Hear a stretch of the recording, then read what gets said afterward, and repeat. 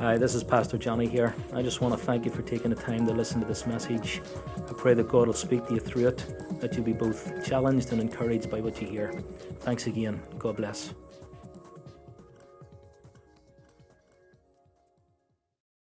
And the title of the message this morning is The Importance of Hearing from God. The importance of hearing from God. And thank God for all the great reports over the past number of weeks and how the people have been hearing from God in this place, and those that have been saved and those who have been encouraged. And it's always great not only to bring good reports back, but to hear of good reports. So when we're talking about hearing from God, we thank God that He speaks in this place. Whether it's through the songs, the testimonies, the preaching, the teaching, God speaks in this place, and we're open to hear from Him. So we're looking at the importance of hearing from God. We're going to get to Isaiah 6 in just a few moments. First of all, let me explain that during our time in the U.S. that we were blessed with being able to attend one incredible, amazing event. And it was the event called Azusa Now. It was held in the Coliseum in Los Angeles, and it was to celebrate 110 years of a revival that broke out in Azusa Street, Los Angeles in 1906. The event was organized by, the human organizer was a man called Lou Engle, who is the founder of a movement called The Call. It's a call to prayer. It's a call to surrender and devotion and dedication to Christ. And Lou Engle and his team had put together this particular event called Azusa Now. It was supported by people like Bill Johnson from the Bethel Church that has blessed us in so many ways over the past number of years, but was also supported by very well-known ministers and ministries from across the U.S.A.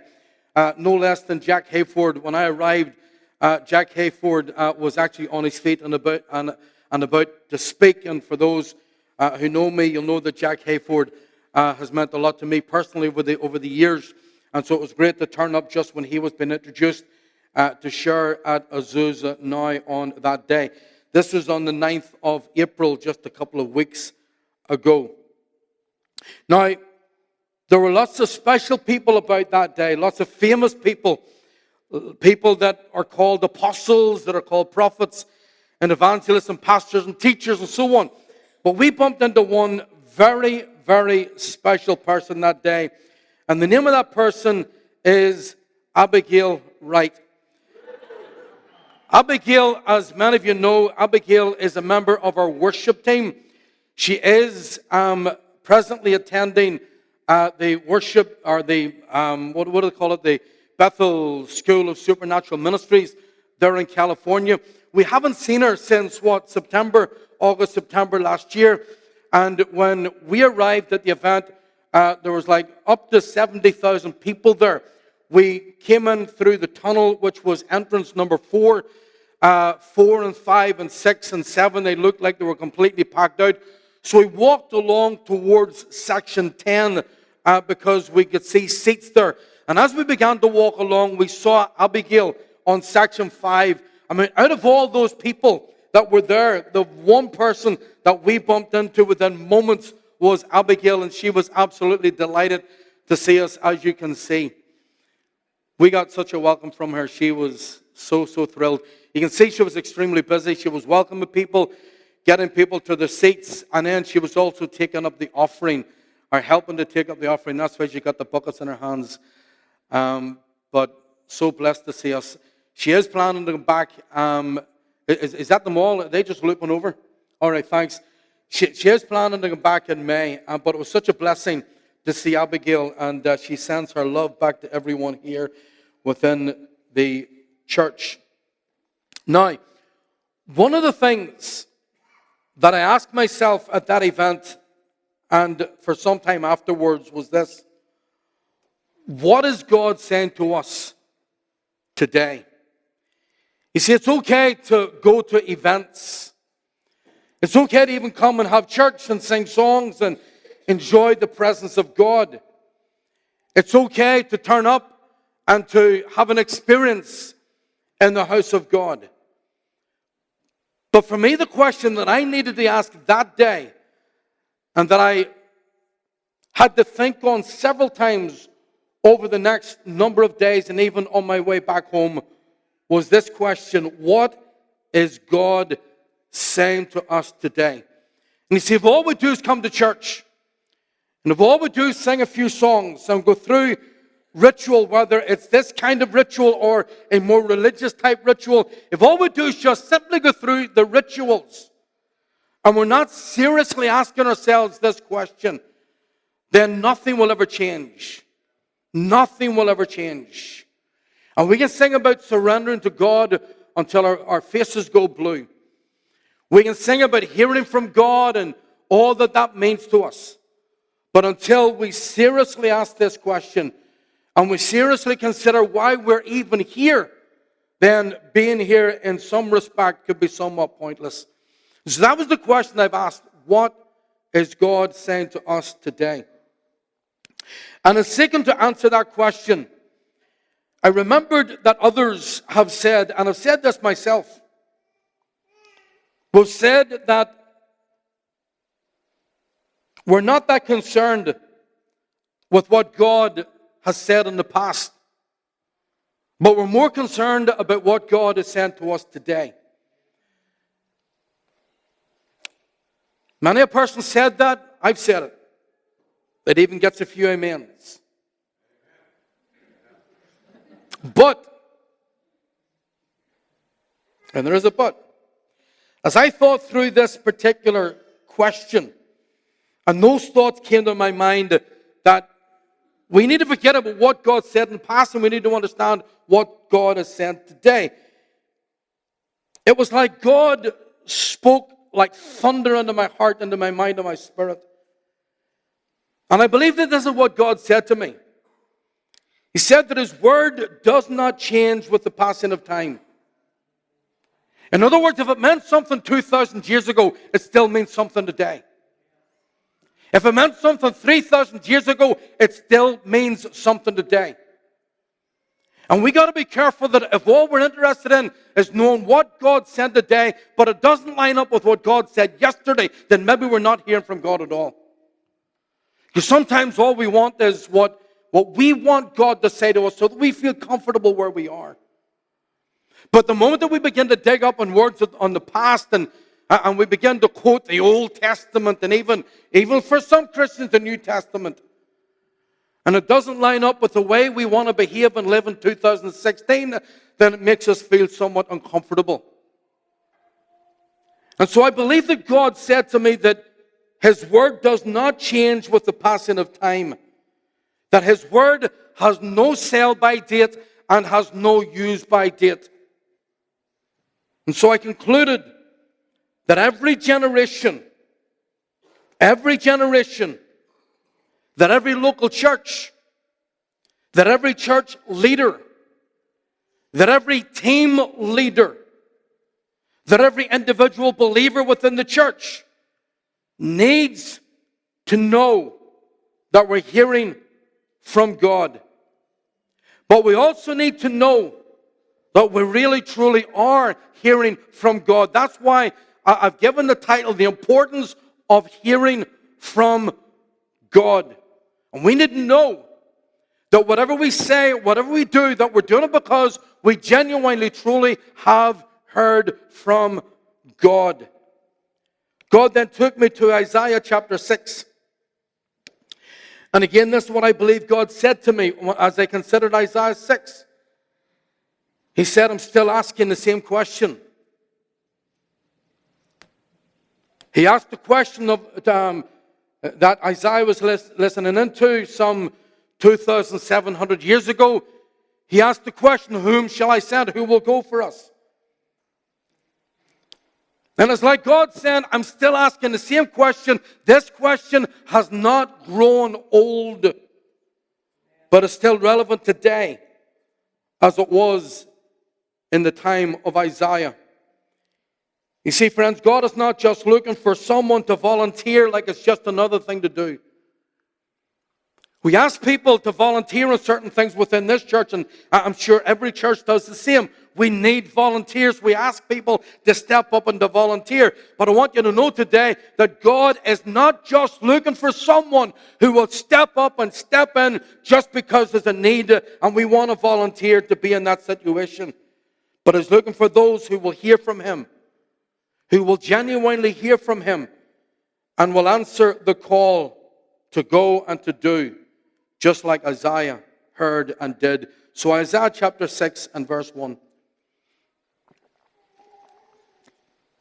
In the year that King Uzziah died, I saw the Lord high and exalted, seated on a throne, and the train of His robe filled the temple.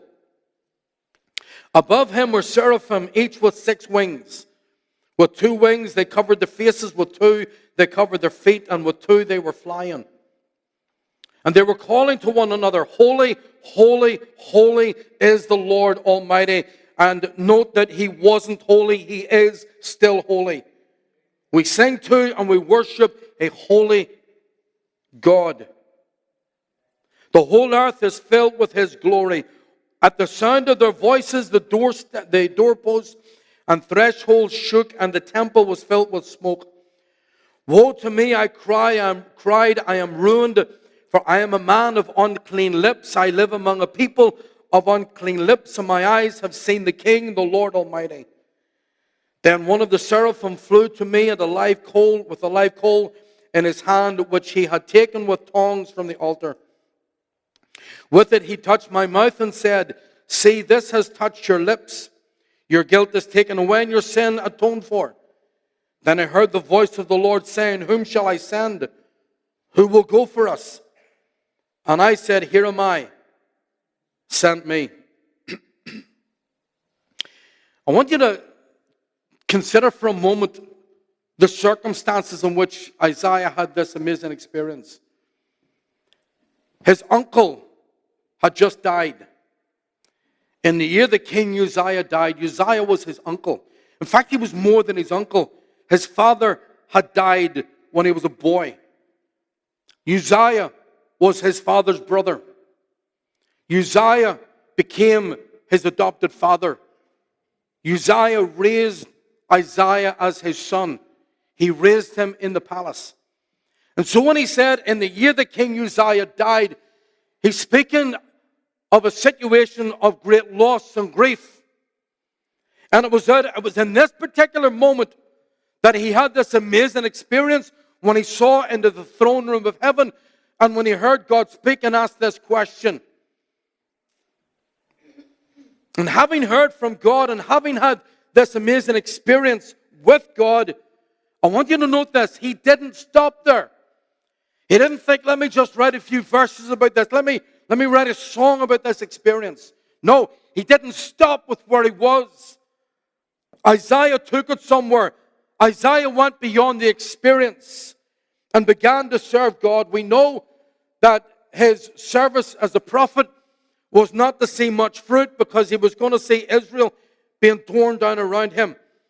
But he was able to take this experience to a whole different level. This morning we sang, Let us experience the glory of your goodness. As we were singing that song, I wrote it down so to remember it. We sang, Let us experience the glory of your goodness. And we all sang it well, but here's my question. Why? Why do we want to experience the glory of His goodness? Why do we want to experience God in church? Why do we want to have a good experience and a good time in the presence of God if it doesn't change us? If it doesn't bring us to a whole new level in our walk with Christ? If we just come, we're singing a song and it sounds good, then we have to ask the question, why? We need to make sure, friends, that it takes us somewhere.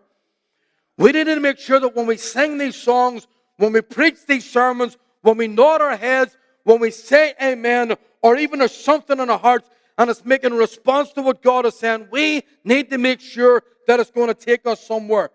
So even in his grief, in his moment of grief, in his moment of loss, He was able to see into the throne room of God and to experience God and to hear from God. I want to tell you, friends, you can hear from God in the darkest of moments.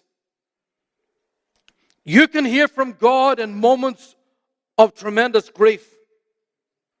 You can hear from God at times and times of pain and hardship, whether it's caused by illness or caused by the breakup of relationships.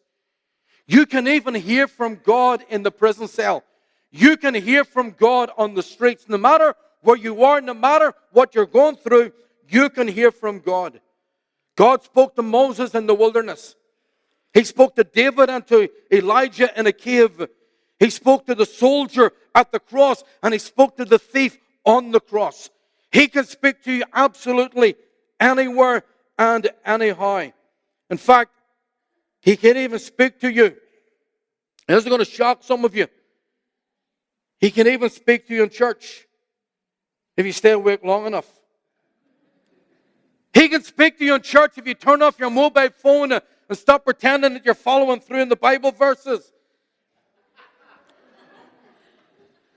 He can speak to you in church. We see the photographs on Facebook. He can speak to you in church. If you open your ears, you open your heart, He can speak to you in this place this morning. That's why Jesus said several times in Revelation, let him who has ears to hear what the Spirit is saying. He doesn't just simply say, let him who has ears. See, we've all got ears. He says, let the one who has ears to hear what the Spirit is saying. We're all here this morning with the ears, but some of you have got your ears open to hear from God. Some, no, they're closed. The moment the worship stops, and it's nothing to do with the preacher, it's just to do with yourself. But for some reason, people shut down, people shut off. Thank God for those who hear. And I like to think that most of us, and maybe all of us right now, we're tuning in, we're hearing from God, and that will be absolutely amazing. But Jesus, several times in Revelation, He says, let the one who has ears to hear what the Spirit is saying. Why do we need to hear from God? Well, there are different reasons. I want to focus on one of those reasons this morning. And one of the reasons why we need to hear from God is because we need to know what to do. Some people need to know what to do next. But we just need to know what to do. I want to say this morning, friends, that no matter how gifted you think you are, no matter how well off you might well be, no matter how well you think you've got it all sorted out and all together, you still need to hear from God. You need to know that you're hearing from God. You see, we're saying today, or I'm saying today, you need to hear from God, and we can all agree with that. And maybe some are saying, well, I am hearing from God. Well, I want to underline the point that you need to know that you're hearing from God. Andre Crouch, many years ago, sang, we need to hear from you. We need a word from you. If we don't hear from you, then what will we do? That's a song that touched my heart. I'm going back maybe even to the 70s when Andre Crouch wrote that song and sang it even here in Belfast. We need to hear from you. If we don't hear from you, then what will we do? We need to hear from God. We all need to hear from God. Every church, every local church, every leader, every team leader, don't be in a position and just follow that through week by week just because there's something to do. You need to make sure you are hearing from God. Every person in this room, you need to know you're hearing from God. Some of you need to hear from God because you're looking for direction. You need to know what to do next. That can be quite a precarious and quite a scary place to be. To be in a situation where you really don't know what to do next. I remember having a meeting with Eric McComb one time. He was our superintendent. Lasted for 3 hours. We sat together in the living room of our home. And at the end of those 3 hours, I looked at him and I said, Eric, you know what? Normally I know what to do next, but I'm being honest with you, I don't know what to do. I'm confused.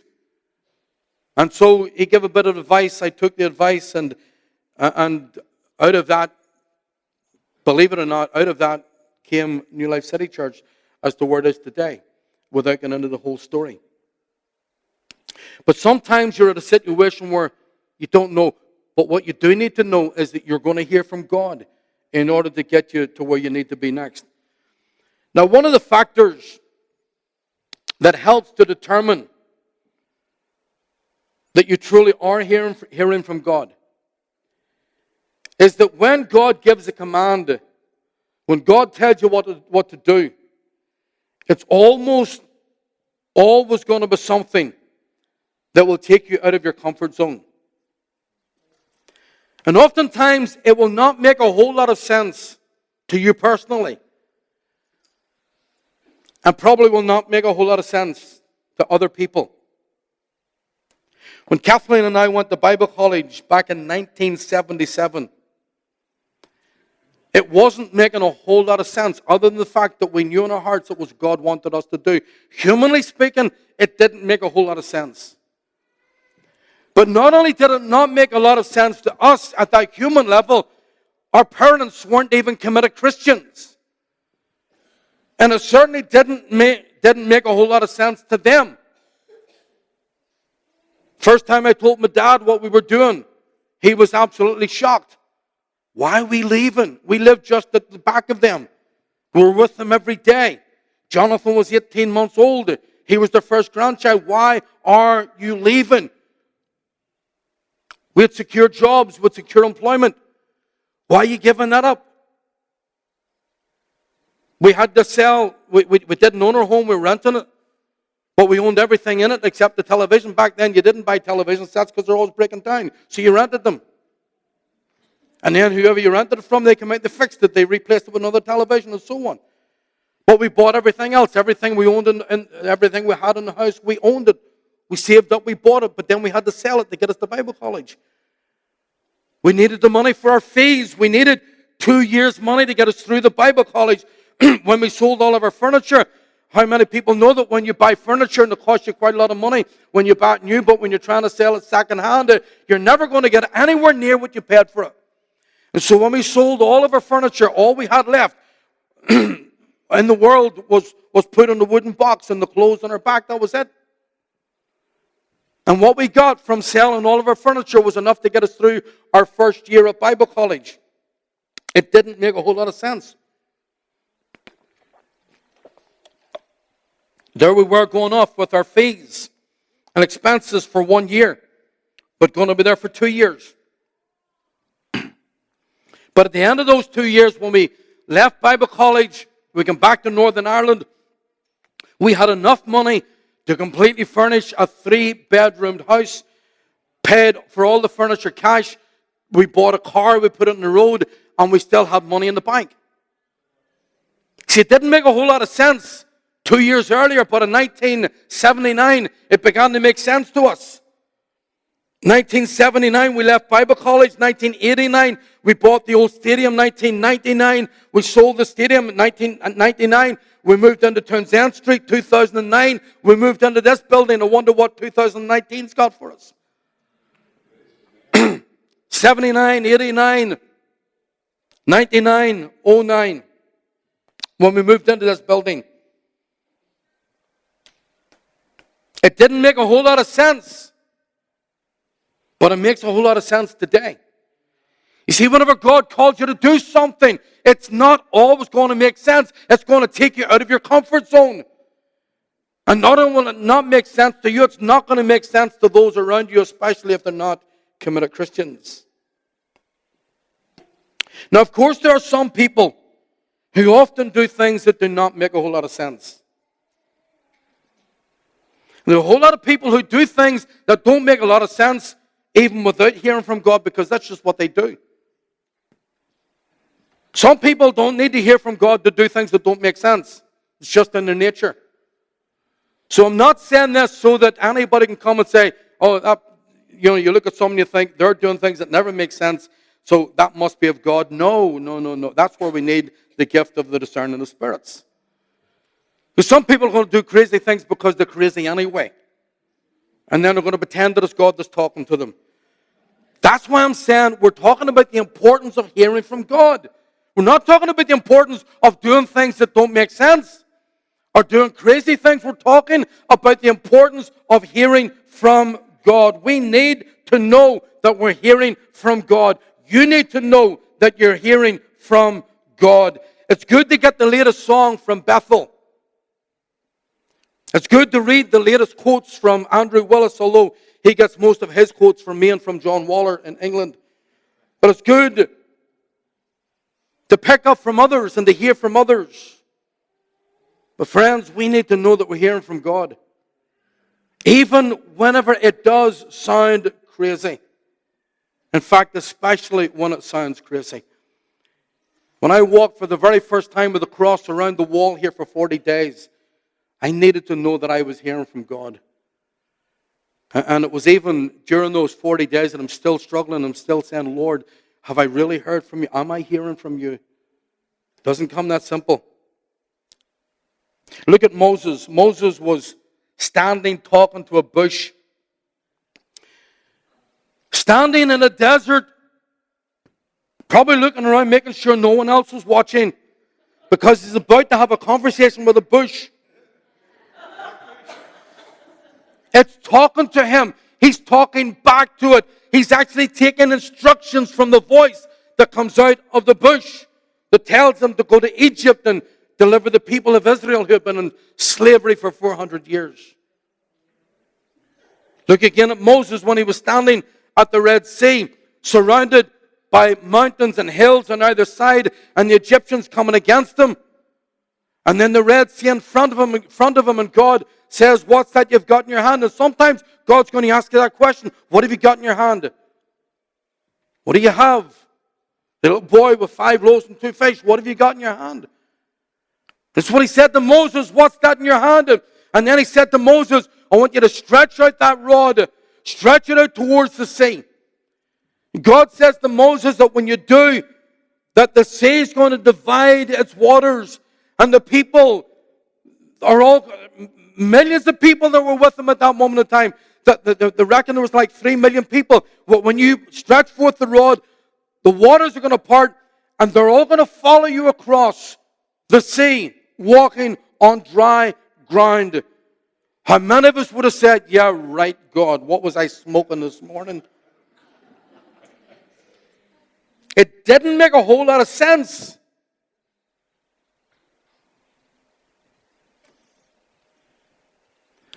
Moses is considering something that makes no sense to him, but it was all he had at that moment in time. It was the best that he had. And sometimes, friends, God will wait until your back's against the wall. When all you have left is nothing but His Word. So that you're either going to step out in faith or you're going to trust Him. And if you don't, you're just going to sink where you are. Sometimes God will allow those situations. He doesn't cause them, but He will allow them to come. So at that moment, you're going to say, God, I will trust you in this situation. Look at Joshua at the River Jordan. Over 1,000 years before John the Baptist walked into the River Jordan and baptized Jesus. And over 3,000 years before Geraldine was baptized in the River Jordan. Look at that for a photograph. Now, I have that there for a reason. I want you to think about this. Was it 5 months ago, Geraldine? You say 5 months? About January? What's that? March, April. 4 months. Wow.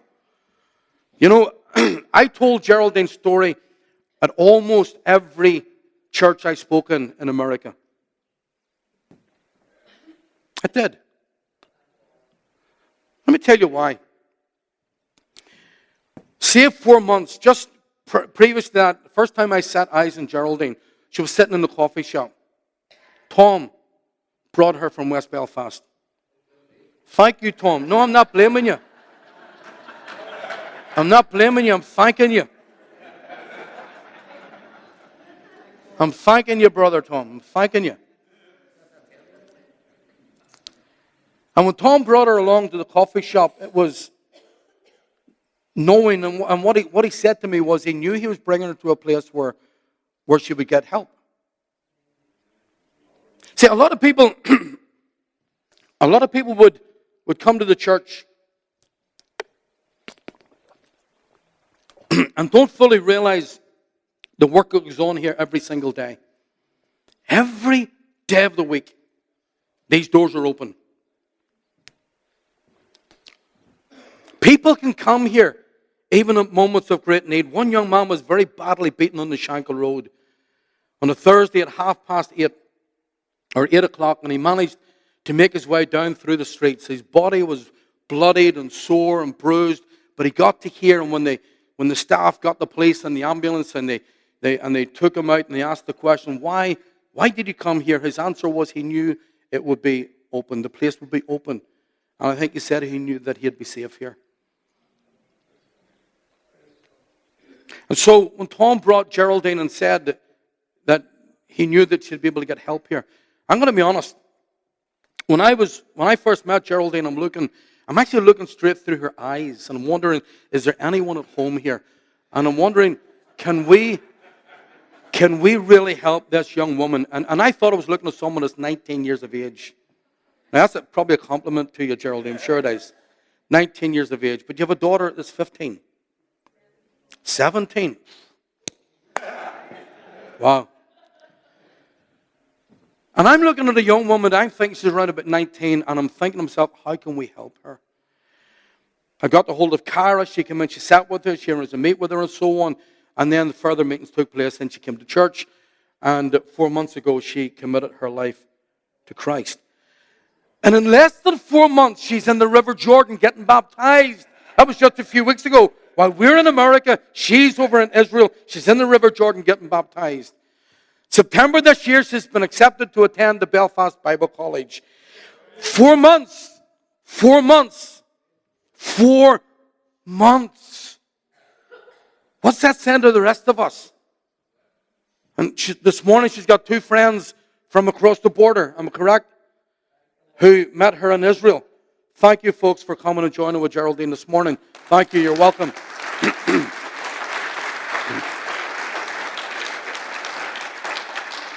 Now, she didn't know and they didn't know. Take a photograph off now, please. She didn't know and they didn't know that I was going to mention, I'm going to make that point. But I'm thinking of Joshua. You know, Joshua was at that river some 3,000 years before Geraldine was baptized in it. No one had been baptized in the River Jordan when Joshua was there. It wasn't that famous of a river. In fact, there were those who thought it was an absolutely stinking, filthy river. And Joshua and his people, they get there. And at that moment, Joshua's wondering, how are we going to get to the far side of the Jordan? The fast-flowing rivers of the Jordan as they were then. God told Joshua to get the priests to pick up the Ark of the Covenant, to put it on their shoulders, and then they began to walk into the River Jordan and tell those priests that the moment that their feet touch the water, that the river's going to stop flowing. And everyone will be able to walk across on dry ground. Now, in some respect, it was easy for Joshua to give the command to the priests because he wasn't the first one to have to walk into the Jordan. They were. But imagine how they must have felt. Has Joshua really heard from God? Has he been smoking tobacco this morning? What's he hearing? Who's he hearing from? He needed to know he was hearing from God before he would pass on those instructions. And they also needed to have confidence in him. And sometimes I want to say to you as the church, sometimes you need to have confidence in your leadership. Because you got to get to the point where you're saying, well, God, if I'm not hearing from you, I trust my leadership are. And those priests, they needed to know that Joshua had truly heard from God. And of course, you know, they stepped into the River Jordan and it stopped flowing, and they all were able to cross over into the promised land. And then, of course, at Jericho, as soon as they crossed over, Joshua's looking down at this huge walled city, and God told Joshua, Joshua's now, he's the commander, he's the strategist. He's trying to work out a plan. How are we going to take this city? Before we can ever move into the promised land, we need to take this city. Look at the walls. Look at the soldiers in there. How can we take Jericho? And God spoke to him, and God said, I want you to get the people to walk around the walls once every day for the first 6 days, and then 7 times on the 7th day. And when they finish walking around the 7th time, I want you to get all the people to yell and scream and shout, and get those that have got the trumpets to blow the trumpets. And when they do so, the walls are going to fall down.